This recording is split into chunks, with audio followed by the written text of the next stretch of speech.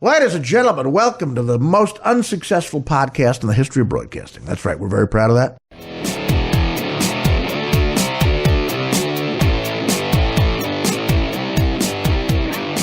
All right, the Artie Quitter podcast is on the air for a Wednesday. And again, I'm probably the only talk show host who has to ask this question. We're definitely taping the show. Yes. It's being taped. Okay. Sheba Mason, great comedian, and Joe Matarese are here, and Dan Filato. Those are the three people. Our theme song is, of course, the air conditioning unit. You want it? Well, Sheba could do it, or... Oh, you want to turn it off? No. I want you to put your microphone by... I'll do it. Oh, wait, Dan will do it. This is our opening theme. Just because we can't afford a theme song, and I want to do something. I was explaining the temperature of your surroundings on Periscope. Yeah, I like it cold. That's about 61. What do you set your air on when you're in a hotel room? Like 62. 62? Yeah. Again, we show the respect to the theme song that you would show to any other talk show.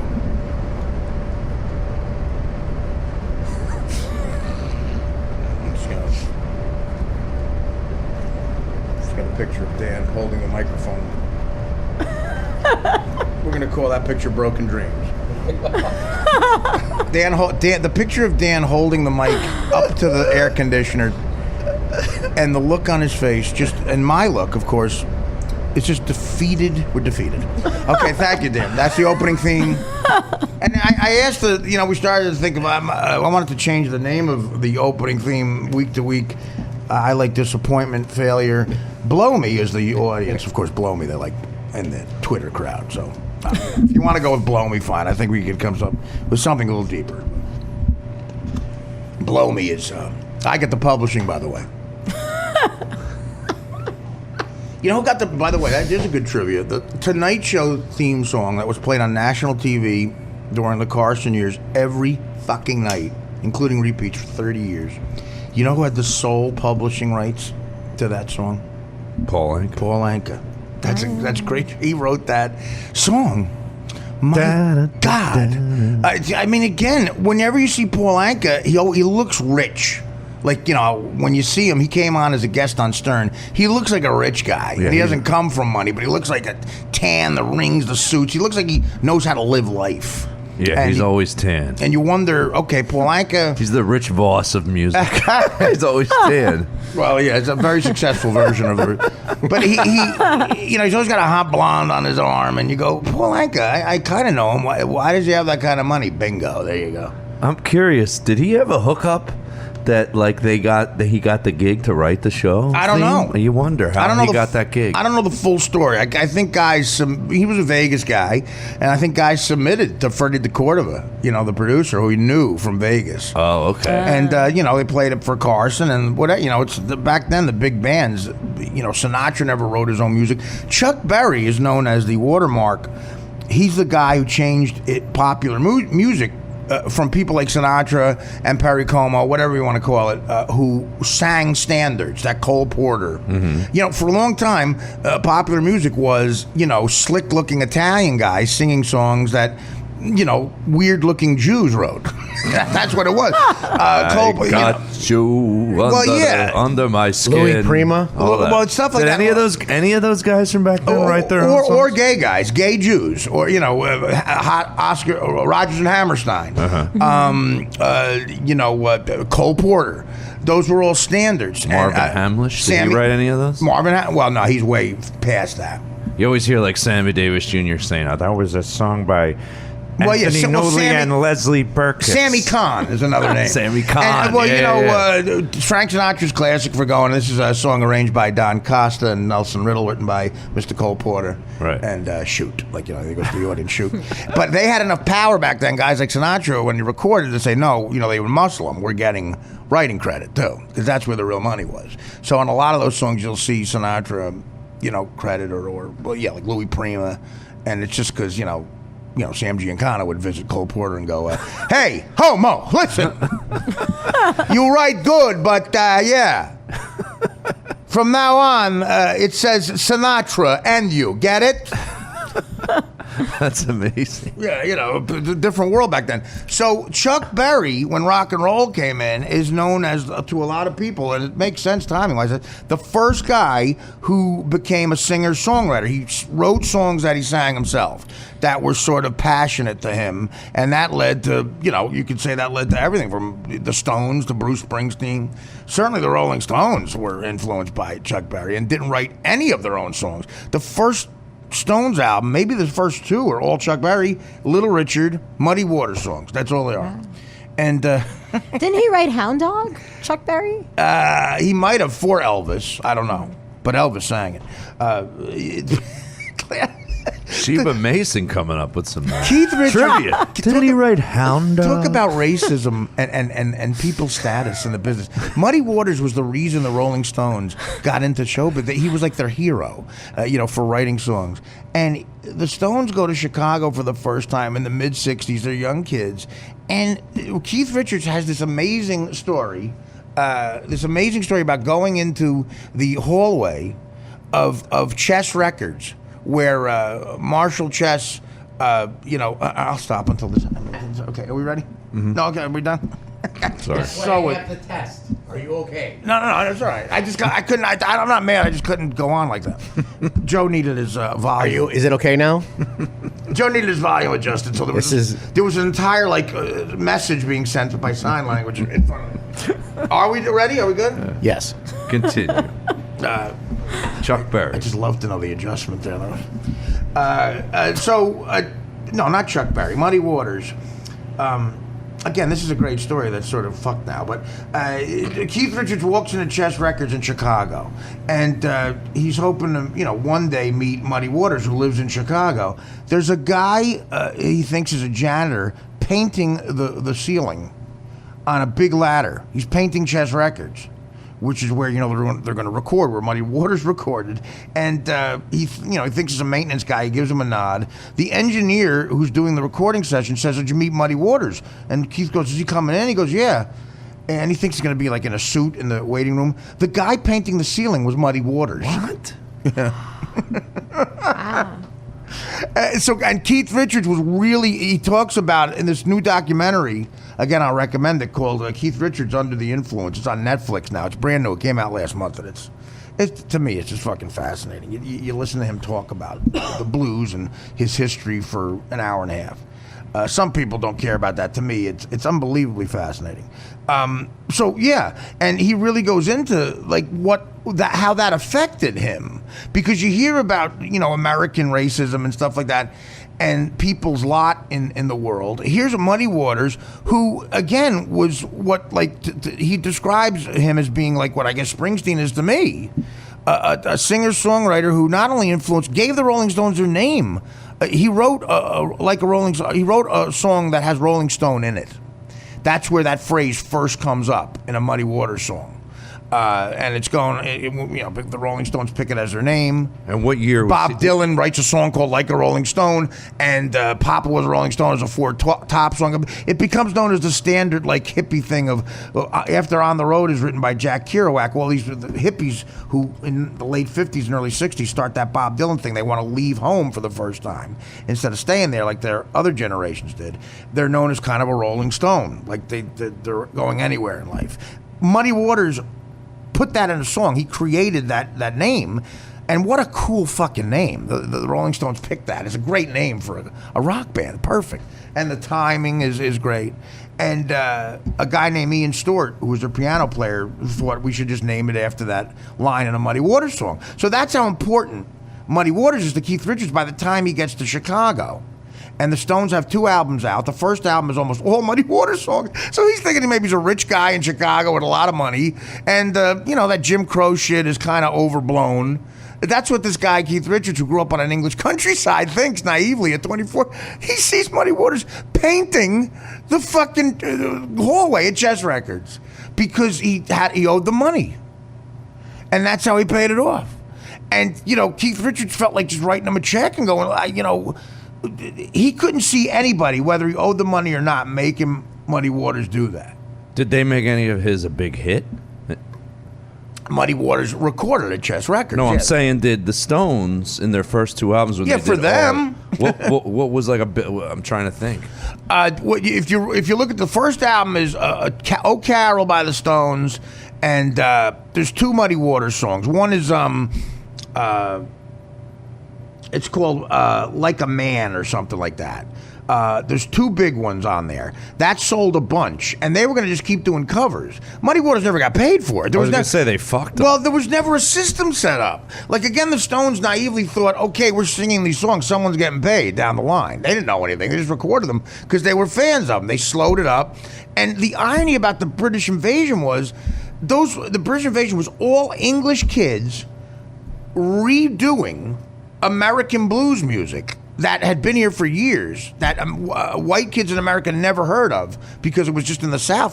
They redid it and resold it to America in a way, in a packaged way that American kids liked it, made it huge hits. And a way that they didn't have to pay the guy that wrote the song. Again, how's that possible? Because there was no, Muddy Waters was just like an uneducated guy walked in and wrote a song and just sang it. He didn't know anything about royalties, lawyers. He got ripped off is what happened. Right.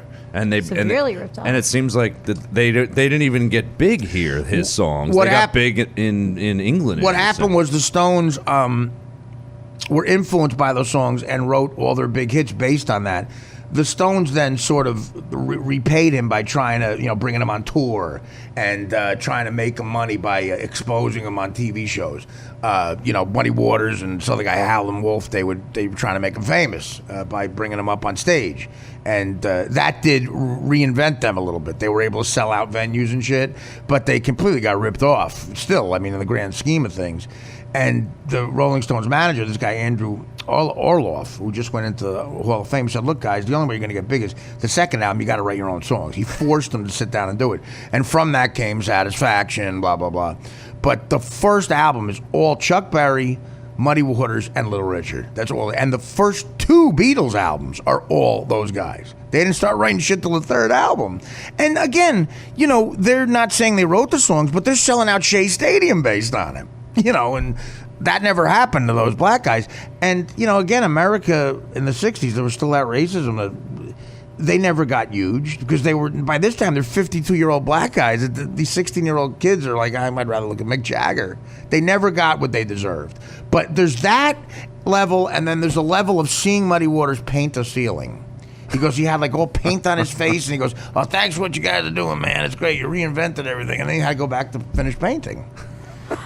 And Keith Richards was like, if he owed him money, there's some people in life where you go, no, I'll get another guy to do it. With the money I've made off of you, I'll hire a guy. You don't have to paint the fucking ceiling. It's just it's very, he was, Keith Richards, first time I saw him interviewed by it, he's very affected by it. He had to go home. He said, I went home and I lost sleep a couple nights. I had to deal with that, that vision, that picture of the first time meeting my hero was him painting a wall, and the reality of nobody cares. It's like that Chuck Wepner guy who he ended up suing Stallone, right? Because Stallone took his life story and then they did that 30 for 30 on ESPN. I know. Listen, that's a certain analogy to me though. It falls short because he didn't write anything. He just had Wepner that wasn't life. a musical genius. No, he just had a crazy life. He got a shot at the title, right? He got lucky, sort of like Rocky does in that movie. But Muddy Waters was an unbelievable talent. A genius. Yeah, he was a musical genius. He created, you could say, the whole 60s music. There's another guy like that who's... Willie Dixon. Willie Dixon, there's a bunch of them. You'll probably know. He was That's all Led Zeppelin. No, this is like a folk guy that inspired Bob Dylan a lot. I'm trying to think of the guy's Seeger or name. Woody Guthrie? Guthrie. Yeah. Guthrie. Like that guy never made it big. Well, there's another story about him. What's the story on him? Bob Dylan, what Muddy Waters was to the Stones, Woody Guthrie was to Bob Dylan. Right. So he comes to New York, Dylan, in the 60s. Starts playing the Cafe Wah and everything, and he's doing Woody Guthrie songs.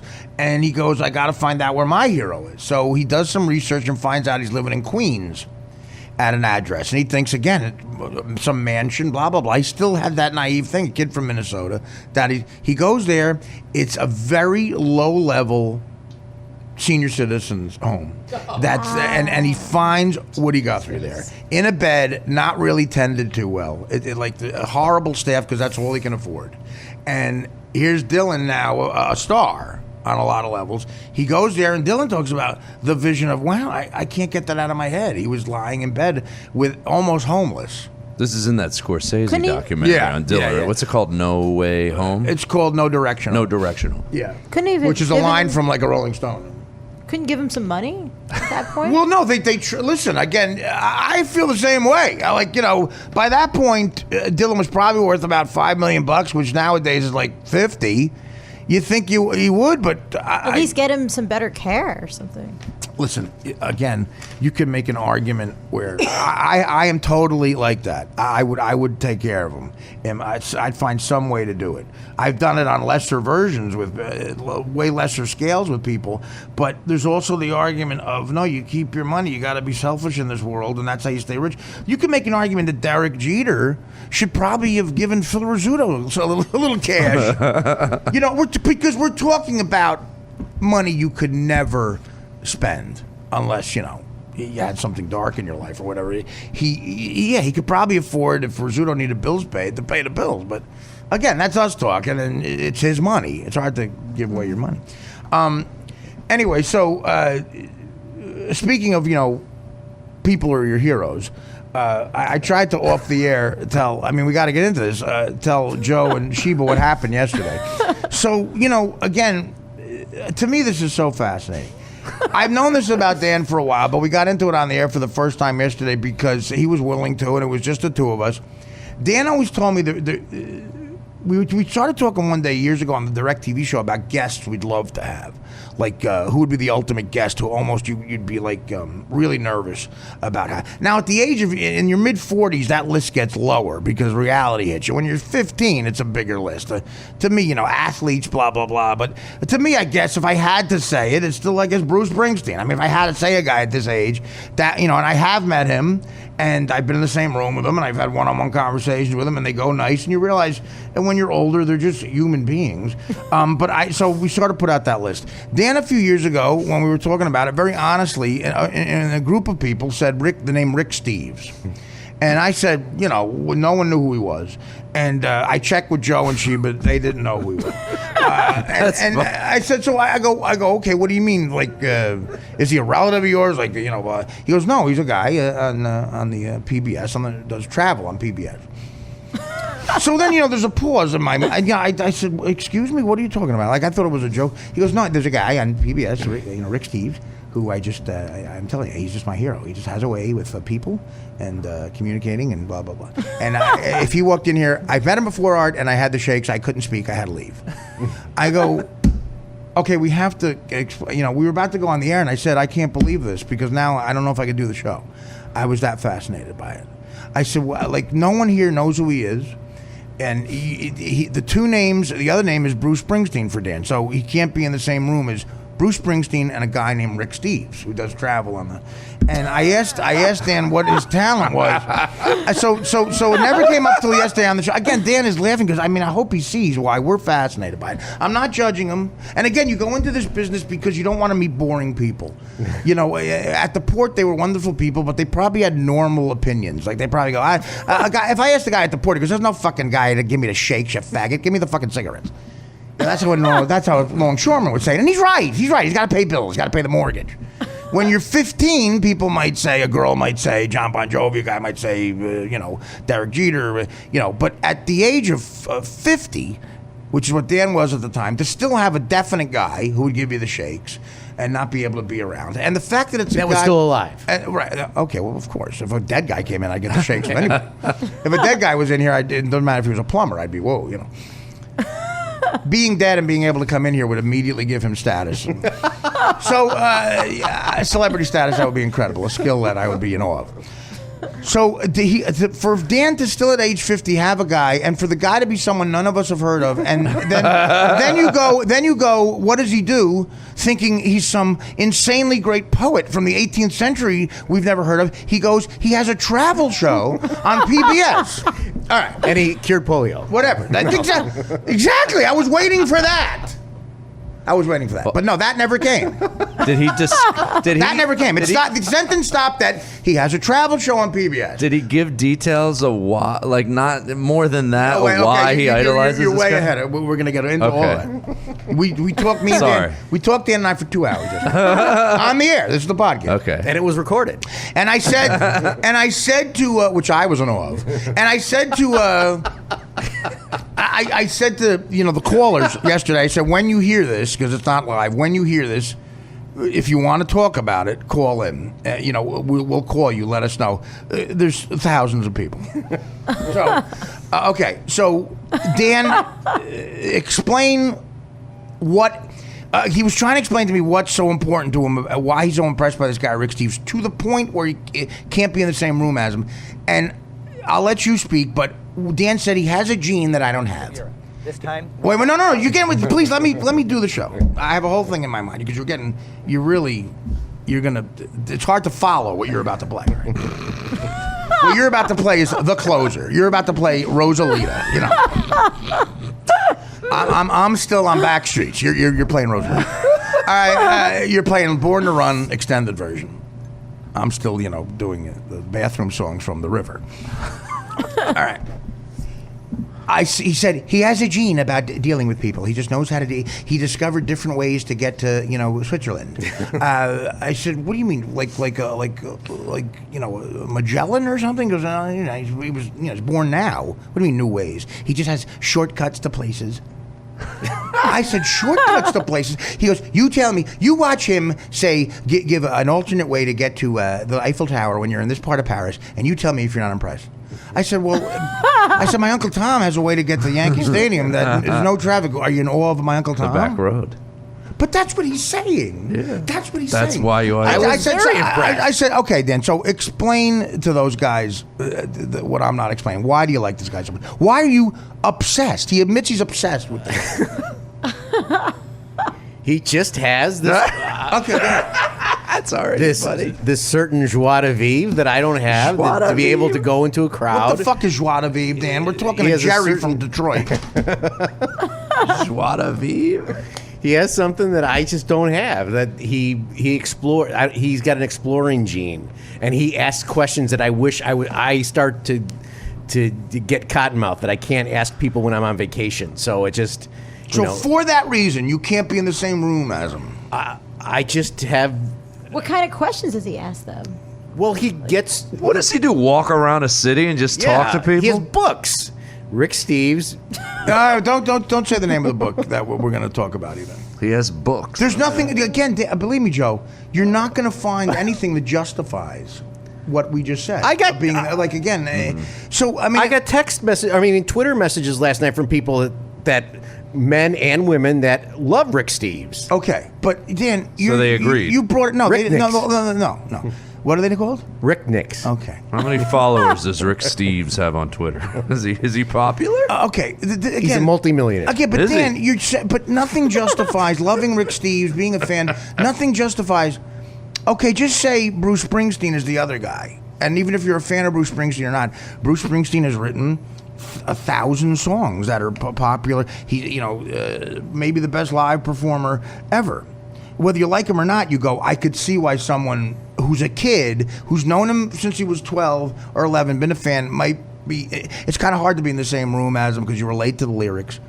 Okay, that you're putting Rick Steves on that level because we're trying to figure out why. And you don't said think nothing. There's any artistry in doing that travel show and mixing with people? You don't think that takes a special talent?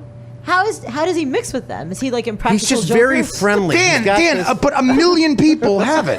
You could walk outside and throw a rock and hit a guy with that guy. But Dan, that doesn't. You don't. What does that mean? So I admire someone who does. Not admire, Dan. You're saying you can't be in the same. If he walked in here right now, what would happen? Be honest. I don't know what I would probably not say a word. And I would sweat dramatic. I would have it. Okay, Dan. Okay, this is even more. I don't even know if I want to go down this road. So, Dan, you have to admit that this is a very awkward conversation. You have to admit that any normal guy would think this sounds very gay.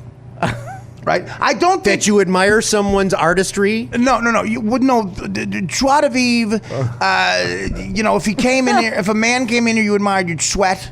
If Bruce Springsteen came in here, I don't know if I'd sweat. But I mean, again, I'm 48, Dan. It's like I got shit to do. I have so many problems. Okay.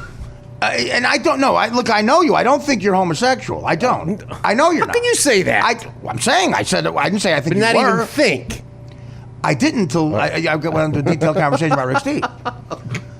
Joe, what do you think? Do you think that sounds kind of effeminate that another man makes him feel this way, and it's a travel guy? Yeah, that's a little weird. Okay, it's not like Not De weird. Niro or Pacino. Right. Or like Not a your typical guy. Who, by the way, or Dan like likes. you said, a Derek Jeter. Who, by the way, Dan or, likes. But I've met all them. Right, It doesn't. right. You met him too. Yeah, but I couldn't. There was no in-depth conversation. Because Okay. Are you and saying I haven't that- been watching I didn't watch Al Pacino every Saturday for 20 years. Yeah, but that's your choice, Right. You watch. I Rick met Al Steves. Pacino. He didn't do it. But you said you met this guy. Doesn't that take some of the excitement I couldn't away ta- that I you met couldn't him? talk to him. Well, how did you get to meet him? My wife knew it was my wife knew he was at a party, and they asked my wife to cater it. Do you get special alerts on your And phone? no. Rick, They asked my wife to cater it, and she said as soon as she saw the name, she realized who it was, and she's like, "If I can bring my husband, I'll." Your wife isn't weirded out by it. Your wife wasn't weirded out by that your obsession with this guy. She read his books too. She liked it. She liked his But books. did she get that you couldn't be in the same room as him? She could not understand how 2 days earlier. How do I say this? She could not. She could not understand how 2 days earlier I was almost screaming at Bill Murray on the street, and then I could not talk to Rick Steves. Right. That boggled her So, mind. Artie, are you saying that he has this feeling? 'Cause we had about gone to a Cubs game. Any personality is weird. What do you mean? You're saying that you could never feel the way he for any person. No. I could see you. I mean, at this point in my life, with adult problems and issues, at 48 years old, the only person that I probably could not be in the same room as, and I'd be like have the sweats, is maybe the doctor who just performed the operation on my mom because he's important to me because I Right. want to know he's someone I worship because he made my mother feel better. Right. Or a guy who might get me work. Or I'm 48. I was gonna say, I don't know, but okay, there's that part of it.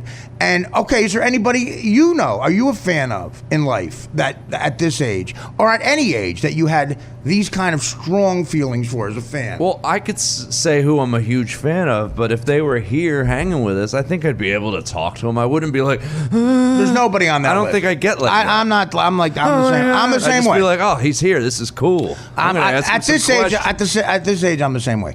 Okay, there's the setup. Now we're going to take it to another level. Now I want you to hear what this guy sounds like. Okay, Oh, no. here's him on PBS. Play it very loud, Dan. Play it from the beginning. Play a whole thing. And dreamy chocolate. Yep, we must be in Belgium.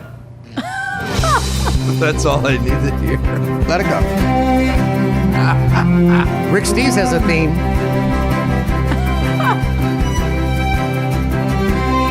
Does he talk, Dan? This is the theme. We don't have the rights to it, though. Paul Anka write this? It's coming. When does he talk, Dan? This is the opening theme. You could have fast forwarded. What are we seeing when you Well, I hear? admire guys who have themes. What do you see when you hear? Belgium is one of Europe's great secrets. 500 years ago, a trade boom left it with dazzling art and architecture. And today, it's re-emerging as the trade capital of Europe. For travelers, it's a breeze. Everything's close together, well organized, there's almost no language barrier, and the people, they're wonderful. Enjoying the highlights of Belgium, we start in Bruges. Renoir canals, fanciful gilded architecture, serene Flemish masterpieces, and, according to locals, Can he the pick best words with more beer in S's the in them? world. Where else can you bike along a canal, savor heavenly chocolate, and see a Michelangelo, all within earshot of a bell tower with a hyperactive Caroline? Then we head for Brussels, home of Brussels. Europe's most They head for magnificent Brussels. medieval square and capital of the European Union. Almost lost between Germany and France in the middle of Europe, tiny Belgium is easy to overlook. But we'll see why it's worth discovering. After exploring Bruges, we'll ride the train to the capital. Bruce Springsteen. We're starting in Brugge, as the Flemish people who live in this part of Belgium call their town. The French-speaking half of the country and English speakers call it Bruges. However you choose to pronounce it, it comes from the Viking word for wharf. In other words, it's been a trading center for a long time. About 1,000 years ago, the city grew wealthy as the most important textile market in Northern Europe.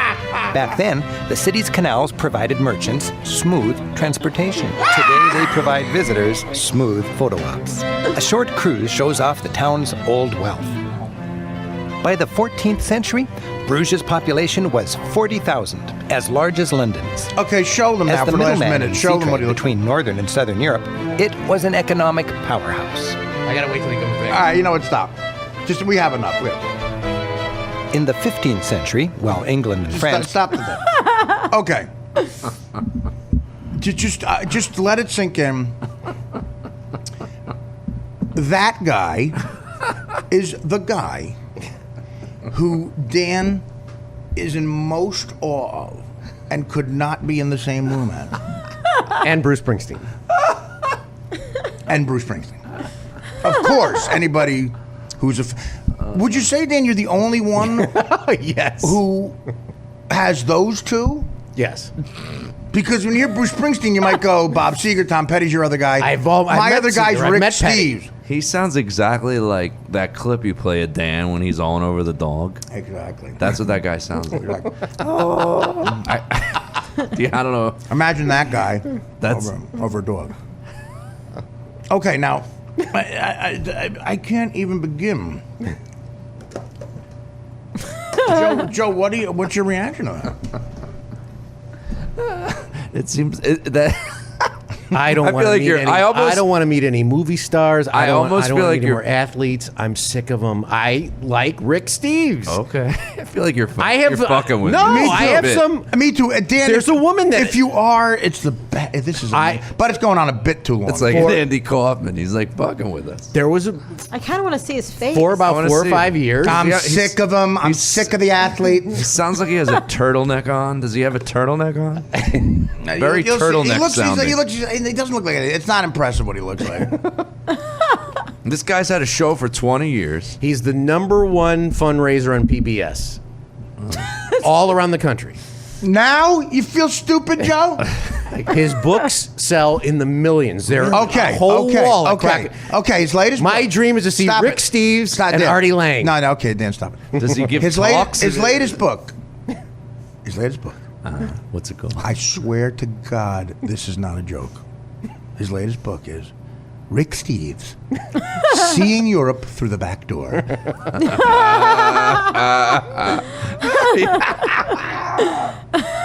Rick Steves, His back door. Seeing Europe Through the Back Door. I don't know what to say. He has a super effeminate voice. I don't want to sound anti-gay or anything, but he just sounds, let it go, he Joe. sounds His very- son, He has a, his sounds- son has a much deeper voice. He sounds dude, very he gay. His son sounds. does a travel show too. He now. sounds like he's Richard Simmons with a passport. That's what he is. exactly. A feminine voice. I've dated chicks who sound more manly. My girlfriend Dana was like Andrew Dice Clay compared to this guy. Then we're going to Brussels, and then Bruges, and then when we get to Brussels, we find out there's a new way to get to Lucerne. And if that's not exciting enough, we go on a little trip on a gondola. We go through the ass of a gondola rider. Is he gay? No, He's got married. Married. I think he's got Married a guy. new girlfriend. So is Liberace. yeah. Yeah. No. Dan, Couple you of don't think kids. it's possible he might be gay? Do you like Anthony Bourdain? No, You hate him compared I to like this. him That guy is personally. such a misogynist. I like him personally. I just don't like him How do you know him personally? because I've You don't know. watched. He meets all I've- travel guys. We've Oh, had yeah, him- you don't know him, though. Okay, yeah, I know him really well. Actually, I do know him really well. Anthony Bourdain? Anthony Bourdain. Okay, well, dude, okay, And- fine. So you chose. I don't know him. Don't get mad at me. You never told me that. So how do you you know? like- How do you know Anthony Bourdain? Because when his book came out, we had him on the Steve Dahl show. So I know John Bon Jovi then, Dan, because he was on Stern. You don't know Anthony. I do. We've gone out to dinner. Sick of the bullshit. Really? What restaurant did he pick? Moto in Chicago. Call him. Got his number? I don't have his number anymore. You know him really well. I know him. No, you don't. Okay. You know me really well, Dan. You don't know him really. Whenever he came into Chicago, he would call and say, "Hey, do you want me to come on the show? Or do you want to go out to dinner?" Yeah, because he's trying to plug something. Right, but when when we didn't have the show, if we were on vacation or something like that, look, huge fire over there. We got to get this guy on the podcast. There's Pretty no huge way. fire across the river. Oh, no, it's not. Don't worry about it. There's some fucking smoke coming out of a Manhattan building. That's the gay smoke. I bet you could get him on the show. That's the level of this guy. Dan, if we I could get him on right if now. if I didn't know you, everything would point to this being, gay. You being gay. Well, there's no chance of that happening. I know. Well, I mean, again, it's just. What do you? Do you have posters of him in your room? No, Dan, I don't. dude, I have his can't- books. I have all his You books. can't get mad at me for being fascinated. No, but I just can't. Everybody's fascinated. I don't understand how someone who's talented and artistic, you can't appreciate, even though it's a travel series. He has something. Dan, the other thing is he's a hack. Even in the travel world, he's fucking. Even in that world, he's not good at what he does. There's a million more people I'd rather watch than what does he do? Right, because he doesn't go to the fucking Four Seasons. What does finds he the best do, places.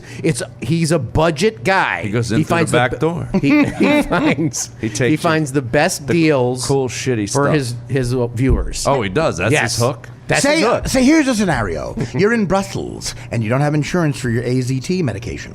You need money for it. Just a scenario I'm throwing out. This could be. It could be anything. It could be aspirin. In this scenario, apparently you didn't need to see the Saturday Night Live couple of sketches on him. no, I they really? didn't. Yeah, they did. No, as a Yeah. matter of fact, I didn't. Does this Who guy plays him? Does this guy go to? Who plays him? Kate McKinnon. Does he go to American places, cities? He just has recently, but he's mostly Europe. And he's gone to China and South America a couple times. Just say you're in Kentucky and you can't get a marriage license for whatever reason. And I don't know what the scenario would be. For some reason, they don't want you to get a marriage license. I'm going to Atlanta tomorrow. I thought maybe you could give me I some know. tips. I plugged it for you. Any last couple tips? Days. Oh, you probably shit on me nonstop. No. Say this was too dominant of a conversation. Say you're in Europe. Say you're in Atlanta and you want to see Joe Matarese at the Laughing Skull. What's the back door in Atlanta? Say you want to laugh your skull off. He doesn't do American cities. How about Italy? Does he have any good? Sure. He's got big books on it. So what have you learned? All his tips? Yes. Have you ever? Does he give you a step-by-step guide of where to go? Yes, and he does his own maps by hand. He has a guy so that he doesn't steal. He has a what? He has a guy that does the maps. A guy that does a map. Right. What are those books called that you buy for like a Rick Steves Europe? No, like there's like books. Zagat? Not Zagat? Not Zagat. That's for food. I know, Michelin? but does the guy write these maps? Does he lay the maps on Steve's back and write them just because it's convenient for the position they might be in? Oh, I get it. Say you're in a low budget inn. What are those travel books called? I fucking have like a bunch of them. I can't think of the name. Lonely Planet? Is that what you're talking about? No, there's Harry Potter. All right, let's go to the phone callers. Let's go. Put out an email. We're gonna take a break. That is again. There's nothing to me. I could quit. Nothing is going to happen on this podcast that surprises me. Before you quit, can I play something from Sunday from Mike Ditka and Chris Carter? About what? Damn. What? Is it about Chicago? No. Well, Mike Ditka. What? I don't want. What is it about? Listen to what something happens between these two guys. Okay. It's only 15 seconds. Listen. Does Ditka find out he's into fucking Rick Steves? The party was at Mike Ditka's restaurant. The What Rick Steves party? Did Ditka know that? All right, listen. Who the fuck is this guy? Listen to this. Yeah, I was from Philly, but they got rid of me, so I'm going with the Giants. Well, let's see. If the Giants win, they're in first. If the Eagles win, they're in first. Did you guys hear that? I fart? was from Philly, but they got rid of me, so I'm going with the Giants. Well, see, if the Giants win there in first, if the Eagles win there in... Chris Carter just like his neck snapped, like he just had. The audio, you can't really tell. Well, who farted? Mike Ditka? Ditka's saying it's not him, but it's either Carter or Ditka, one of the two. And they both. Chris Carter just looked at him like, "You motherfucker." Well, that would help to see it for our, enjoyment. All right, great, thanks. Is it over? That's it. Okay. Joe, do you want to rehear that? I heard it. I'm Googling Rick Steves trying to find his SNL sketch. It doesn't seem to exist. All I see is Rick Steves smokes pot. No, they did a sketch on him on SNL. Actually, a couple. Dan just stopped the show to play a fart sound. I know. That's it. Listen, guys, wait a minute. I thought like they were going to set each other on fire or something. Like, we've been in radio, we're comedians for 20 years. You just played a fart sound. I just was Describe wondering this, if I was the only one that caught that. Describe this sound. The only one that caught it, that's a very loud fart sound. Absolutely. Okay. All right. We're going to take a break. Email out that we're going to talk about the Rick Steves thing with the callers. I want to hear what they have to say. We're here with Joe Matarese and Sheba. You guys want to give your plugs at this point? We could do that. How long has this been, Dan? 50 minutes, 5-0. Really? 5-0, okay. And we've Flies recorded by with 35 of them. Flies by with Rick Steves, I'll tell you that. Sheba, go ahead. The Venetian in Vegas coming up. Nice. November 8th? 9th. Monday, November 9th. Cool. Yeah. Fuck. I'm still trying to get that Twitter up to 10,000. I have 9,700. What's your Twitter? At the Joe Matarese. Got to get it to 10,000. At the Joe Matarese. And I will be at the Laughing Skull in Atlanta this Thursday through Sunday. Flying out tomorrow. Nice. Good town, Atlanta. Love it. We're going to come back and take some calls and then get back into whatever. Thank you. I got to find this guy. What's this? Rick Steves.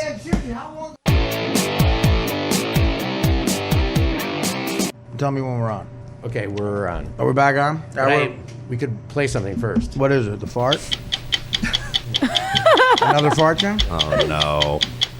What's this? 60 minutes? 60 minutes. Oh, all right. Oh, okay, good. Nice. For millions of Americans, planning a vacation in Europe means following literally I don't care. in the footsteps I don't of care. one man. Care. Rick Steves is a backpacker who's become a business tycoon by writing about life on the road. He's As a we fudge found packer. out when we went to Europe with him, He's legions a of fudge packer. travelers use his Dan, please, guidebook. can I be the host? We get to the phone call. He was on 60 Minutes. Okay. So is Bobby Fischer. You know of him? Noriega, you know of him?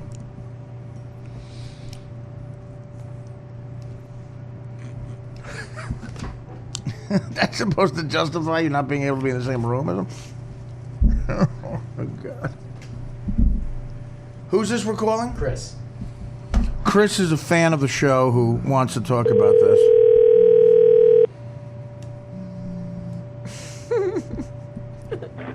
Hello? Chris. Yeah. Artie Lang. No shit. Hey, awesome, buddy. man. What's up, man? How are you? Doing great, man. I'm loving the podcast a whole ton. This is awesome. Thank you. Where are you? What part of the world are you in? Well, I'm in a wonderful shithole called Lansing. Lansing, Michigan. Yeah, it's all gray and stuff out today, but Magic Johnson. yeah, the only problem is I was born in Ohio. I'm a Buckeye fan. Oh, my so I'm in God. the wrong damn place. You're in trouble. Well, let's dot the I with the podcast version of dotting the I with the band right now. Joe Matarese is here. Sheba Mason. Now, did you hear yesterday's show about Dan and his obsession with Rick Steves? Yeah, that's pretty disturbing, man. Like what? How do you? Does it make you think differently of Dan? Like, you know, you're a fan of the podcast. You know Dan as a producer. When you hear something like that, what does that make you feel as a man? It doesn't really make me feel all that good. I got to be honest. I hear all the Mark Gray stories. We hear this stuff. It's like someone pulled a needle across the record. It's like, what the hell? Yeah, is that something you could even see coming? Like, could you predict that anybody in your life, man, would be that into a travel guy? You could have given me a million guesses, and that one would never have crossed my mind. You could say a billion guesses. I mean, that's why it's so unique. Yeah, Dan, unique. I agree with you. It's unique. You're making my point. Unique ain't even the fucking word. No, I mean, Haley's comment, that's a once-in-a-lifetime thing. This right here. Yeah, there's nobody. I mean, listen, when you talk about people who are such big fans of a person, that person is probably in a couple of different fields. Music, sports, politics. They saved a country. I never saw effeminate Euro travel guys popping up. You're right. They're usually not an effeminate travel host on PBS. They're usually not like people have heroes. In Mexico, El Chapo, the Mexican drug lord, is a hero to them for, probably misguided reasons, but you could see why. It's still a manly thing. Yeah, it's very manly. Yeah, El Chapo. Misguided, but manly. Rick smokes weed. No, but I'm saying, exactly. He's making a point that a murderous drug lord dealing cocaine to all of America who can easily get out of prison. A prison that was clearly like a condo. He was watching Sports Center when he broke out. That video, he's more manly than Rick. a little better to follow than some tour guide telling me where I can get the best fondue in Zurich. Yeah. Do you think a little respect for Filato there? Do you think El Chapo was watching Rick Steves in prison because he had a flat screen? You probably call someone. Make sure you put money into the station. But no, you can make it. Listen, he probably there's practical reasons El Chapo could have been watching Rick Steves because he probably does need some travel tips. Once we get out of prison, I heard Lucerne is beautiful. Say you're here's my scenario. Say you're a Mexican drug lord and you're broken out of prison. You can't stay in Mexico. So what do you have to do? You have to get a passport and find a different way to get to Argentina. You have to find out how to live next door to Nazis that are living in Argentina. Rick Stevens backdoors out of the U.S. penal system. You have to find Dan, please, someone. You have to find a backdoor way to Buenos Aires and live next to several war crime people people who are tied to the Noriega administration, people who are involved with Iran-Contra, several mafia dons. Costa Rica's a wonderful place if you're an illegal Mexican. Say you want to get away around Trump's potential wall. Say you have to find a different way to get to Mexico with your cocaine. I'll give you all those tips. Say you're El Chapo. And also, I'll show you the backdoor way, how to get into El Chapo, and how to get in and out of prison. Oh, man. I will gladly go to prison instead of El Chapo. It sounds like a lot of fun things happen in prison. Would you change your opinion of Dan as a friend? Would you hang out with him? Would you stop hanging out with him if you were hanging out with him? He'd be on probation at the very least and watched pretty close. If one of your friends at your fantasy football league blurted this out, what would happen? Well, I wouldn't drop my keys around him. I'd probably kick him to the next town and pick him up. So you're afraid one of them would fuck you in the ass? Probably. Then offer to take me to Zurich. Every night I sleep 6 feet from Dan. Should I be concerned? Yeah. You mean we get a better deadbolt or a dog or something? I don't know. People on Twitter already that Dan's face fucking Rick Steves' face in the ass. Already? That's awesome. People on Twitter are fascinated by this. Chris, did you know who he was before I brought him up yesterday? Sadly, I did. My wife knew who he was. Okay, fine. Knew who he was, but didn't give a shit. He also knows who Jared from Subway is. Well, thank you for your input. I appreciate it, buddy. Thanks for being a fan of the podcast. Tell your friends. Absolutely. Best $7 I spend a month, Art. Thanks, brother. Take care. Thanks, Chris. Okay, who are we going to next or there? Okay. That guy was funny. No, he was fascinating. He was funny. Okay, the next person is Alec. Alec, where's Alec? Do you know where he is? The Philly area. No! Oh, he's going to destroy Perfect. The Philly area. It's going to be 1,000 gay jokes. There's no other way to do it. There's no other way to handle a situation. On Twitter, I get AJ Benz has sent me the most fascinating piece of radio I've ever heard. The Rick Steves. Yesterday. That was yesterday. Hello? Hello, Alec? Yo, what's up? It's Artie. Oh, no shit. What's up, man? How you doing, buddy? Chillin'. I'm actually driving through Newark right now. I'm a courier, so I'm actually on my way to the Newark post office from Philly. So you're a Philly guy driving through Newark. You're calling what you do a courier job. Yeah. As far as you know, there's nothing illegal in my cargo. I swear. Is there any way you could make a pit stop in Hoboken? How much you willing to pay? Well, listen, you could sit in live on the podcast and talk to Dan about Rick Steve. Oh, all right, that's pretty cool. Hey, man, speaking of that podcast, dude, I'm working hard on that contest. What I've been doing is I've been taking my link and going on every fucking YouTube video that has anything to do with you and posting the shit out of it. I've been watching the direct links. Like, people are clicking on. I haven't checked about subscribers yet, so I'm hoping that skeezy little shit worked. No, that's good. That's a good way to do it because, again, the guy in the lead really had contacts with Reddit and stuff. I don't know. He blasted it all over the place. And but the cool thing is, he's way ahead. The guy in the lead, way ahead. But the second, but listen, second prize is still $1,000 and a trip to the show, and that's very much up for grabs. Very much. Oh, shit, all right, man. Goddamn Stern Fan Network guys. Yeah, well, I can't say who it is, but the guy in the lead, the guy or gal in the lead is way ahead. But second and third prize is good. Now, the third prize, let me ask you this. You're a good guy to ask. The third prize is just $1,000 without the trip. Would you compromise? I'll give you a choice. Would you take? You stay no more. Stop. Quit while you're ahead. Fuck the $1,000. Third prize. If I win it, bring me up to fucking Hoboken, bud. All right. Enough said. Okay. 2-hour drive. So it's an hour and a half drive. So Artie is like your Rick Steves then, right? No. That's exactly right. I'm so motivated right now. Let me ask you about the Rick Steves thing with Dan. Alec, how do you feel as a man when you hear that? Oh, God. I'm keeping. What are you sending my way? I mean, did you hear yesterday's podcast? No, I didn't. Okay, I've been on the fucking road for about 48 hours. All right, try to listen to yesterday's podcast at some point, and you'll know what I'm talking about. All right, so now I feel like the asshole on the air. No, you don't have to feel not know what's going on. Don't feel like the asshole. Again, Dan's Rick Steves question will make a lot more sense to you.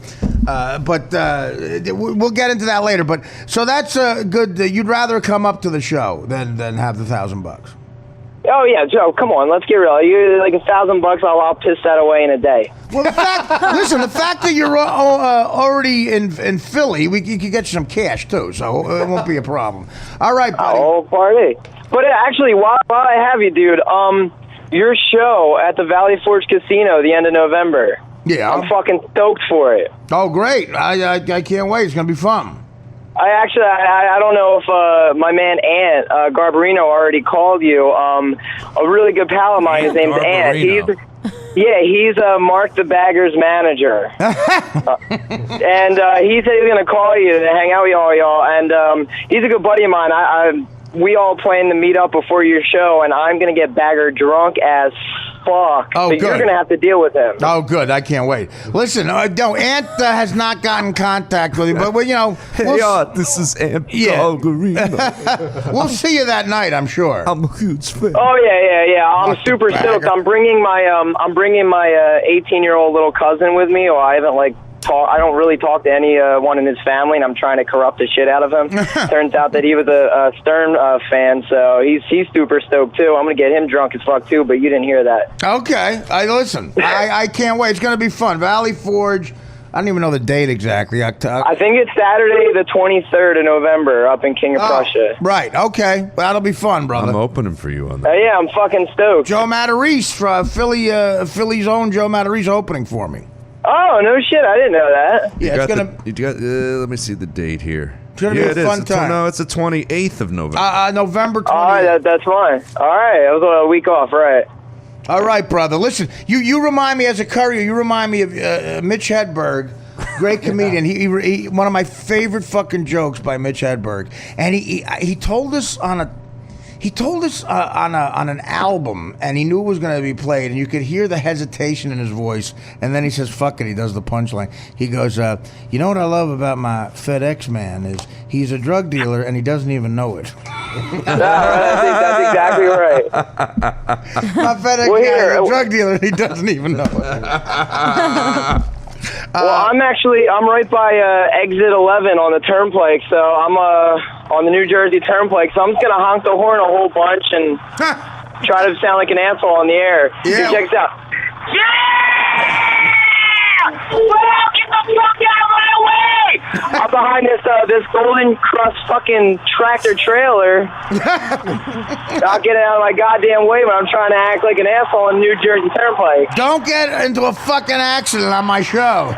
Yeah, man. All right, yo, thanks for calling, bud. All right, don't pull a Tracy Morgan. Is there any Walmart truck drivers around you? No, I'm avoiding them. I drive in the trucks, cars, and buses lane so I can get to where I need to go faster, but I avoid those fucking Walmart trucks. All right, well, listen, dude, you're a courier. You're a courier. I'm sure somewhere in the Camden area there's a guy waiting for your package of documents, Percocet. I mean, documents. Not right now. At like 3, 4 in the morning. Yeah, then they're waiting for me. I'll see you in King of Prussia. Yeah, in a few weeks, man. I'll talk to you, bud. All right, bud. See you later. Love you. Tell Aunt we said hi. Alec. Mark the Bagger. Aunt big. Gargarinos. Mark the Bagger is a fucking Stern Show whack packer. Is he? And Aunt Gargarino Is works his with manager. Is his manager. There was a whole sub-level of the Stern Show whack packers that were the only thing more pathetic than them. When the only thing more pathetic than High Pitch Eric was High Pitch Eric's publicist. There were guys, they had reps. They had publicists. They had reps. They had teams. And you're like, what is going on in your life? Dude, when we Who's used this? We're calling the gay capital of America, Wisconsin. Chris. Oh, God. Is that true? Hello. Trish? Yo, what up? Guess who this is? Arthur Stephen Lang.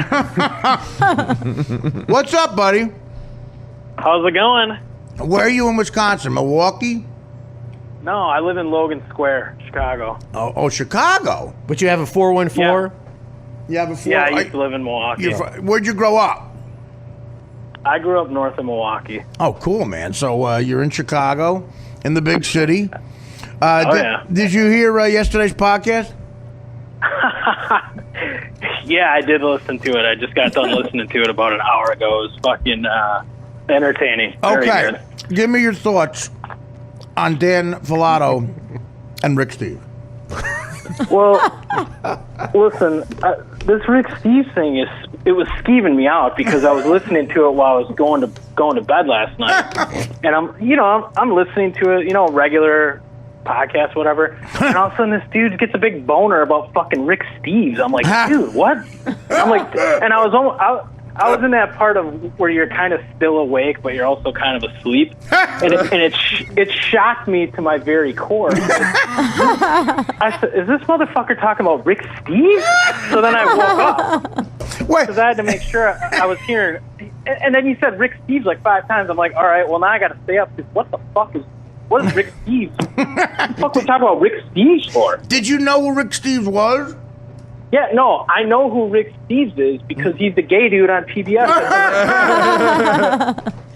I mean, honestly, Dan, when I bring up the fact that Rick Steves might be gay, Dan looks at me like I said, "Hey, Dan, I'm going to build a ladder and go to Venus." You can't understand why some people might think he might be, okay, at least bisexual, which in my neighborhood is, in fact, gay. I don't care about his personal life. I just cared about the television shows and the books. Okay, but it's a myth. Guys like he's an effeminate guy. Yes, I admit that. What was the greatest tip that this guy ever gave you? Like, there has to be some tip that you just go, "Oh my God, this is great." I give him a big tip every night. Do you remember one? Yeah, I had this a friend that was. Oh my God! I bet you did. You had a friend up in Boise. God. Whatever, Mr. Logan Square. Meet the Mets. Meet the Mets. Step right up and go read the Mets. yeah. Cubbies, buddy. You're going down tonight, brother. My Sounds friend like a was guy guy that is awesome. stands up yelling Artie's name at a show. my set. buddy was my buddy was going through a hard time, so I took him and his wife to Europe, Hard timing. and we went to Paris, and we met a female friend of mine there. So we're in line at the, and he was very, This very. is already the creepiest story He's I've ever very, very budget conscious, and he didn't want me to pay for anything. Well, Rick had this tip in his book that if you went into the side door of the Louvre, you only had to pay $1 extra. If you're with Louvre. If you went in the side door of the Louvre and sucked the dick, you could get in there for free. Louvre, I think that was the Louvre. He's You right. fucking hillbilly. Louvre. Oh my God. Rick Steve's tip was, if you're in Paris with a guy and his wife, here's how to lose his wife for 2 hours.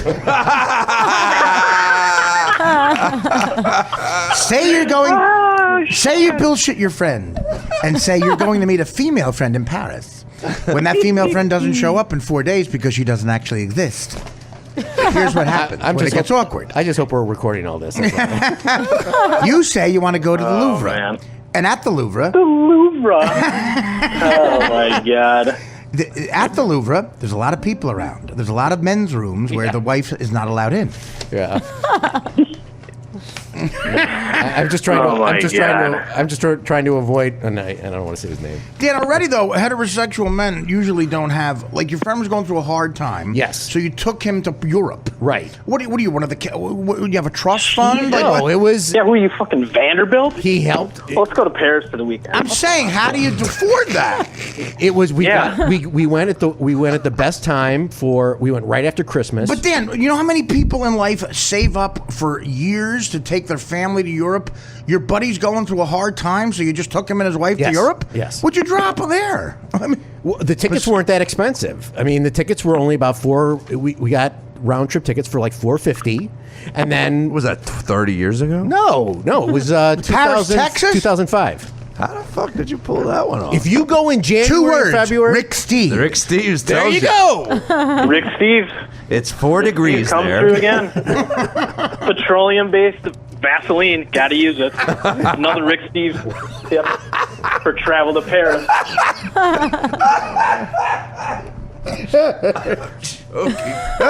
You want to get into the Notre Dame in Paris? There's a father there that'll, if you let him finger bang you, you can get in there for free. My only hope is that a stray bullet makes it through a window in Logan Square. Dan, get ready for this. Thank God you're not a comic who works with me, because you would not be able to go on stage. I know. Forget it. It would be 4,000 of this. Louvre! Oh man, good stuff. How do you subtly say to the wife, "Can you leave us alone for 4 hours?" Whatever. What kind of my hard God. time was he going through? Did he have was he dying? Most guys, when you hear your buddy's going through a hard time, you go shoot pool, go get a beer. Like, you don't go, let's go to Europe. My buddy said his wife was sick. I go, you want to get a steak or something? I got a huge. The station did really well on what my contribution to the station was, and I got a huge bonus, and he helped me with some things, and I'm like, you know what? This is what I'm going to do. He hadn't left where he lived for 10 years. Wow. And this is what I wanted to do. I don't know if I'd accept that if I were him. Like if my friend said, I want to take you and your wife to Europe, I'd go, I don't know. Well, let's not do that. Has Dan made any offers to help you in any tough times? Well, I've never given him a bonus. You can say Dan's relationship with me has cost him money. He's been through some of your tough times. Has there ever been like an offer of a To trip? go to Europe? No. No trips? No trips. How about a dinner? Yeah, sure. He's been very generous about stuff, but I'm saying a trip is definitely something that, that's something you hear Kathy Lee Gifford does. I think you guys should go to Disney World. That'd be hilarious. Well, look, anywhere would be hilarious. I'm just saying that's something that would be low down on my list to offer to a guy whose wife was. I'm saying the more the facts that come out, the more fascinating this is. But it's like, what did you do there? Like, how long? We were you went in sightseeing. I have a couple of cousins that live in Germany, so we went and saw them. Did you meet the girl? Yes, yeah. We had a great time. It was the four of us. And so you just cite generally? Was he ever there before? No, he never left Wisconsin. He was from Wisconsin. That's what you dude, you could have gotten away with taking him to, I don't know, fucking Minnesota. Take him to Houston or something. You go right to Europe? He never left Wisconsin. That's a guy easy to impress. Take him to, like, SeaWorld or something. Fucking guy. But I don't want to go to the SeaWorld. Louvre. Did the guy know anything about the Louvre? Sure, yeah. He's really smart. Did you know that it's not pronounced the Louvre? Pronounced the Louvre. That's where the Mona Lisa is. Caray. They got that painting over there by Cezanne. You can take the boy out of fucking Wisconsin, but you can't take the Wisconsin. You can't take. Hey, you can't take Dan out of the boy. I got an exclusive tape of when Dan used to work with Harry back on the broadcast with Stoney. Hey, Stoney, did you hear? You know that kid we got working for us, that Dan Sperado? He's doing his Harry Caray. Apparently this kid's some kind of fruit. He's a big fan of this guy, Rick Stevenson. Wait, have you ever heard of him? Was it Harry Caray who you took to Europe? Was it? Yeah, Harry and Dutchie. Hey, Dad, I got your invitation to go to Europe because my wife's feeling ill. Take that to Fruit Town, pal. I'm not fucking going to Europe with you. I don't care about the fucking Louvre. I got games to broadcast. Games to broadcast. Oh, for Christ's sakes. The Cubs are in fucking contention. You want me to go to Europe with you and some chick? I went on vacation with Harry Caray once. Harry and Dutchie. We went to Palm Springs. A girlfriend and I and Harry and Dutchie. There's always some girl. Yeah. The mysterious Random. woman. Hey, Dad, it's been 18 years. We've been in Palm Springs for 3 weeks. Where's this chick? He kept on calling Sinatra. Sinatra wasn't home. I called Frank up and I said, listen, there's a guy here who loves Rick Steves. He threw a scotch at me from Palm Springs. There's a guy here. We've been waiting for his girlfriend to show up for 4 days. Apparently, she's stuck in traffic. I saw a girlfriend by the pool. It looked like she had a banana in her swimsuit down in the cow reach. I got very confused. At 4 a.m. Budweiser. Dad was in my room at 4 a.m. asking if I had any left, if I could borrow some toothpaste. Dutchie was feeling ill, and Dan offered to take us to Palm Springs. I had given him a bonus. I had given him a boner. I said, a boner or a bonus? We had a great time. The girl never showed up. All right, well, thank you, buddy. We'll stay posted. More on the Rick Steve stuff as we go throughout. As a matter of fact, we might change the podcast to just Dan and I discuss Rick Steve. All right, sounds good, guys. All right, buddy. Thanks, man. Talk to you later. There's a ball breaker. Later. That guy's a ball breaker. Guy doesn't let you off the hook. Who's this now? I got a feeling we're not going to find one person on Dan's side. Steve. This is Steve. Where's Steve? Howard Beach. Howard Beach, where the Gottis are from? Oh! Who do you like? Rick Steves? This is literally where John Gotti, and his kids grew up. John Gotti moved here with his wife, Howard Beach, Queens. This is where Joey Farmer was killed. Joey Farmer killed that kid. What the fuck was the name of that black kid? They chased him out to the Parkway, the BQE, in like 1986. That was one of the first Sharpton cases after Tawana Brawley. So yeah, Howard Beach, not a sympathetic place. That's where a lot of the firemen that died in 9/11. Hello? Who's this, Steve? Steve? Yes. Steve, this is Artie Lang. Hey, what's going on, man? How you doing, buddy? Good. No complaints. How you doing? You're in Howard Beach? What? No, I'm actually in the office right now. Let me let me close the door. I got too many uptight people here. What do you do? What do you do? I work for a software company. I do all the legal stuff behind the software licensing. All the boring shit, you know? Okay. Well, did you hear yesterday's podcast? Oh, man, it was great. It was great. I love Pilato, and I was just hoping you would give him more Torian. I love when you do Torian, but it was classic. Did you see the photo I posted? No. That's the one I showed you. Oh, the photo, yeah. You did that? Yeah. Wait, so do you think I should give Dan a lie detector test as Ed Torian? Oh, dude, that would be great. Did you ever give Rick Steves a touch of him?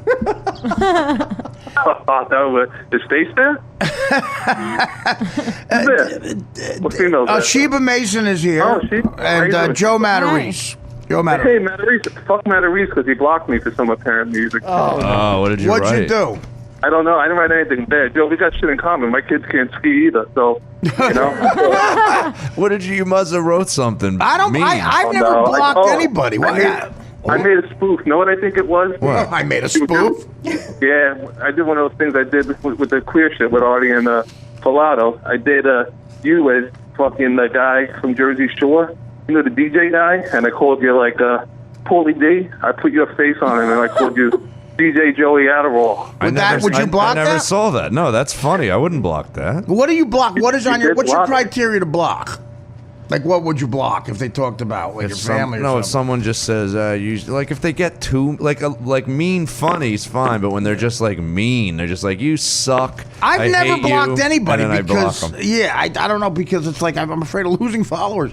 Yeah, I am too. Blocking's retarded, man. There are mean motherfuckers out there. There are some mean fucking guys. When did I block you? How recently? A while ago. I'm God. 6 H's _ God. Oh, I know you. Yeah. Dude, All right. friend me because I don't remember. I think that was an accidental block. I want to see this Paulie D thing. That sounds hilarious. Let me. You know what? Okay. Let's do a little bit of Ed Torian. You gave us a good idea. Dan, first of all, could you state your full name? Dan Fuller. Do you have you ever been to Europe with a friend whose wife was going through a hard time? Did you have to answer the question? Say yes or no. Yes. You have. You've been to Europe. Now, what was the hard? Did you ever go to the Louvre with this friend? Yes. Do you claim to have a lady friend who lived in London? Yes.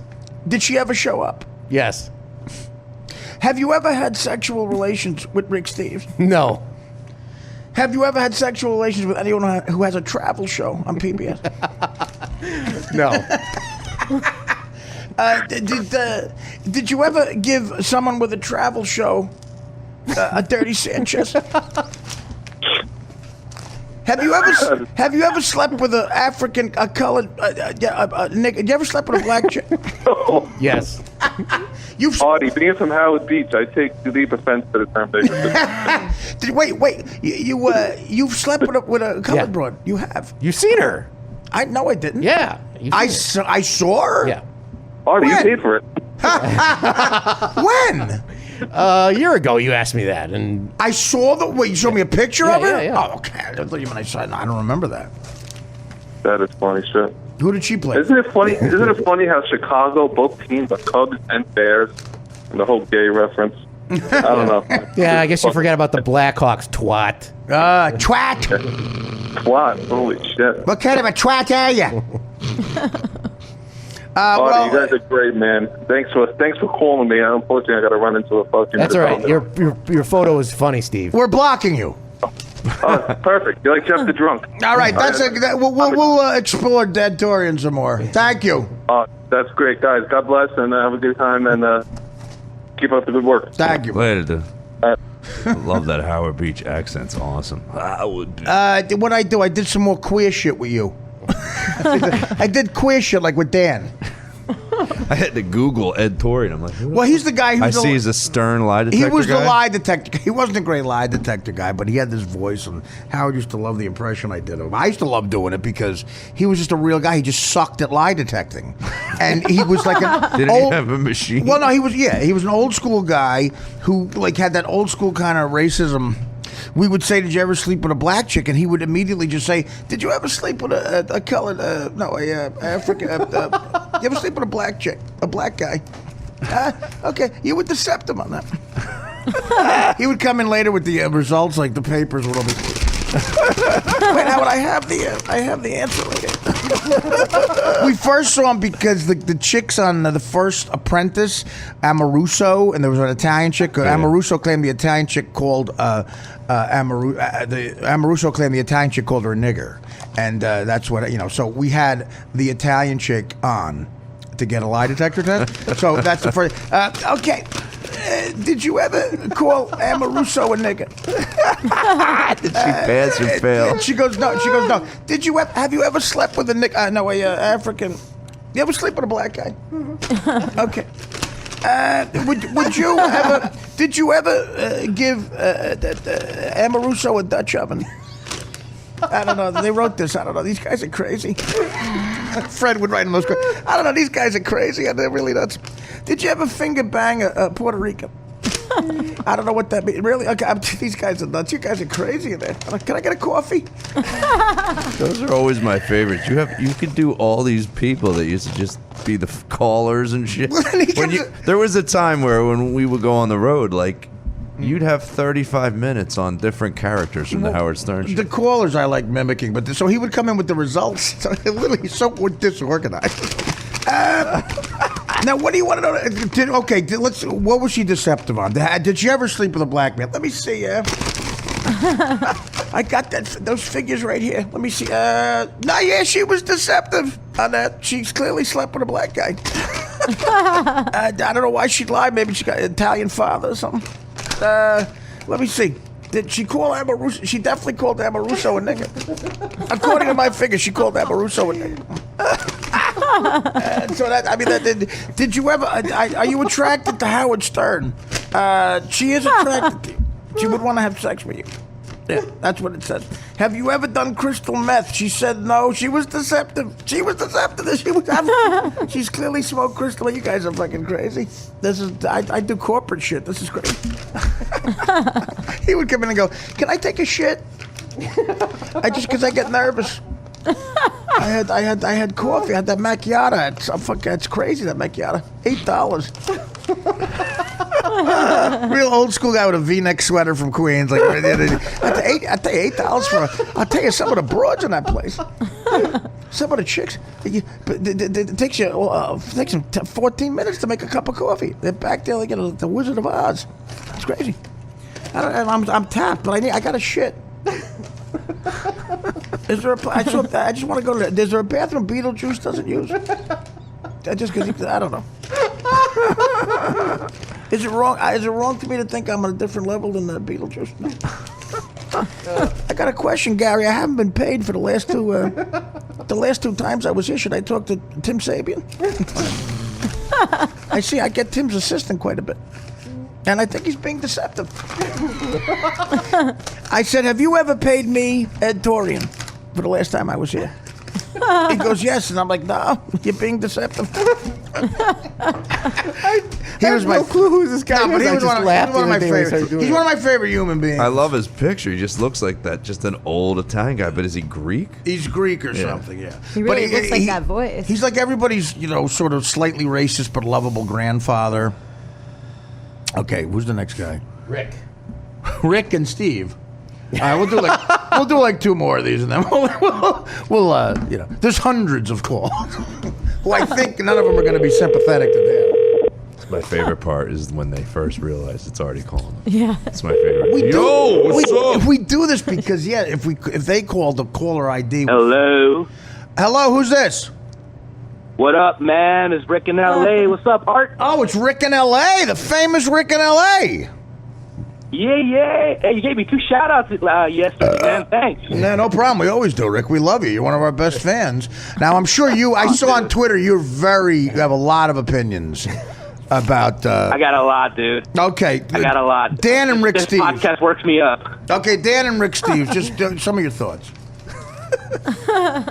Oh, dude, man, you had me rolling. All right. I can't tell if this guy's a black guy or a white guy. He's Puerto Rican. He's Mexican. What's up, Chino? You got He's it. Mexican. It's Joe. It's That's Joe. Joe Matarese and Sheba Mason.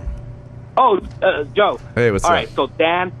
What's up, man? Hey, Dan, honestly, dude, I mean, he's one of those PBS fruit guys, like that guy that paints, Mr. Rogers, Yeah, and Bob this Ross, guy. Bob Ross. He's one of the PBS fruits. Bob Ross is like Clint Eastwood compared to this. I mean, let's face it. Bob Ross is like one of the Wu-Tang Clan as far as like male, dominant genes compared to fucking Rick Steves. I mean, let's just face it. He's like DMX, Bob Ross, compared to this guy.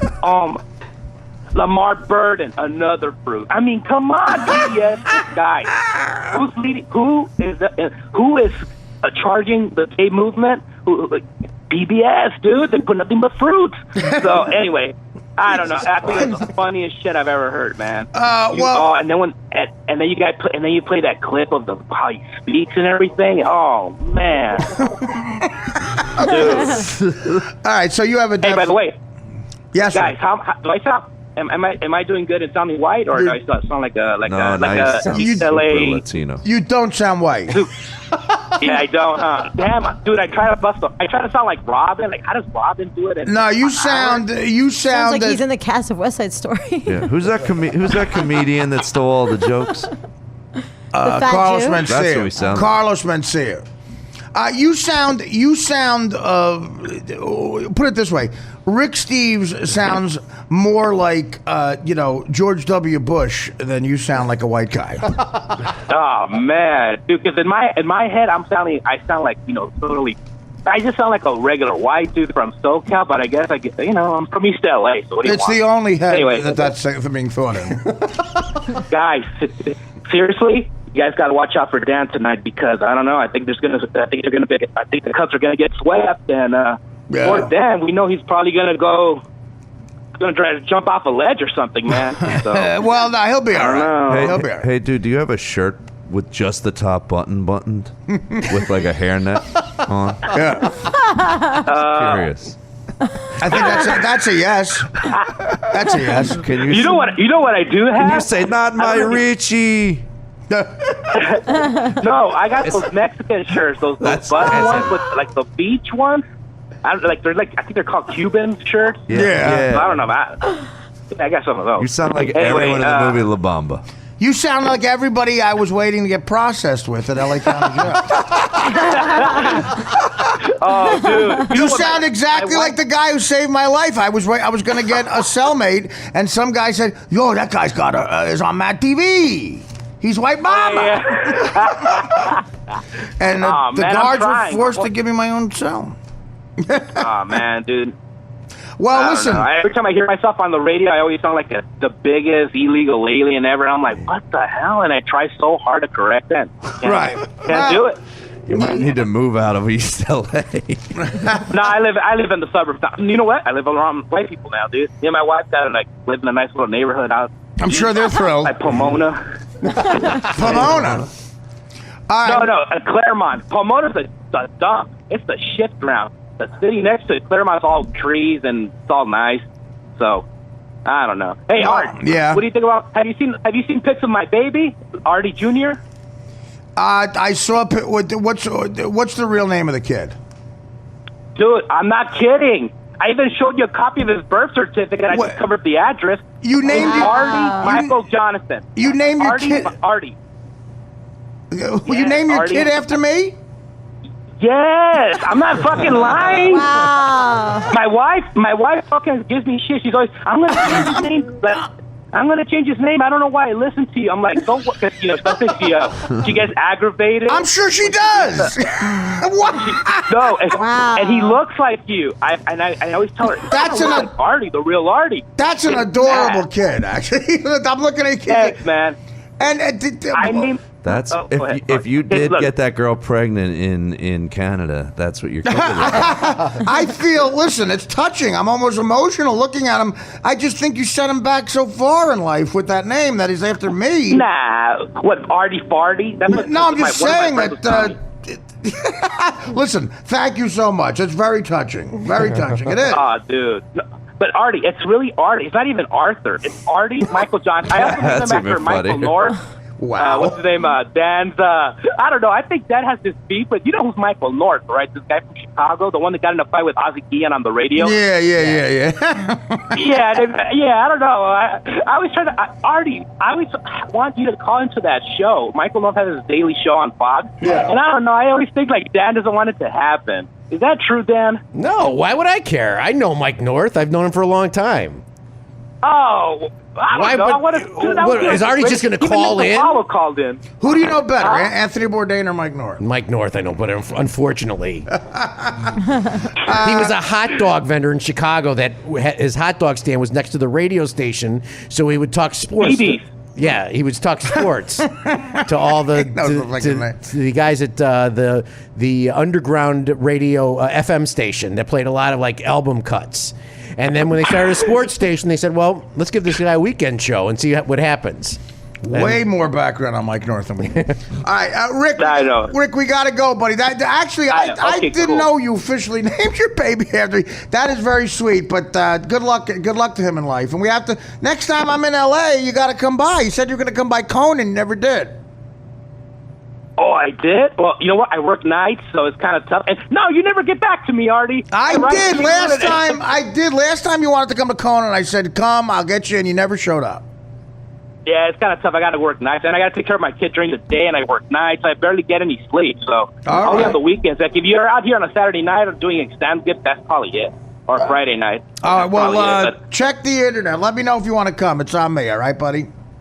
Yeah, man, I love you, Artie. You're the best, man. And big shout out to Gino and Chris, man. I love those two. All right, I love you too. Right. And Dan. Okay. And James. Thanks a lot. All right, guys. Have a good one. Be well. Bye. Be well. Rick in L.A. Okay. All right, thank you so much. All right, let's take another break and we'll wrap it up. I guess every caller is going to have the same theme. I don't know if doesn't change my opinion. No, I'm not trying to change your opinion. I don't think it would. But it's just unbelievably fascinating. It's really fascinating. It just is. All right, we come back. We'll get into more of a rap with the comics and stuff. We got to get that out of the way. All right, back after this. Hey, everybody. Sheba and Joe are here, and they're going to give their plugs. Artie had to take a really important phone call about an audition he's doing tomorrow. So I know where Joe's going to be, the Laughing Skull, because I've been promoting it like a good friend would do. Thank you. I'm going to be this Saturday at a synagogue in Connecticut. Nice. Whenever they can't afford Jackie Mason, they get me. Is that what it is? Yeah. And then I'm going to be with Joe, actually, at the Venetian in Las Vegas. That's right, in November. Yeah. I just want to plug the Laughing Skull. This week, what is tomorrow's date? The October, geez. We're so bad. 22nd. The 22nd through the 25th, Laughing Skull in Atlanta. And keep following me on Twitter at the Joe Matarese. Like I said, if I need those followers up to 10,000 so I can sell my special. Did you see the hate tweets I got when I forwarded your podcast? Oh, they were brutal. They're the worst hate tweets I've ever received. Really? I thought you hated Joe, you asshole, you two-faced. They were brutal. And then you you block these people, and they're like, I was being funny. Yeah. I thought I was being funny. No. Yeah, you're hilarious. So, all right, guys. Well, we will see you tomorrow. Artie's got a big meeting tomorrow that I can't talk about, but he's on the phone now, so we'll see you tomorrow. Thanks for listening. Go Cubs. Fuck.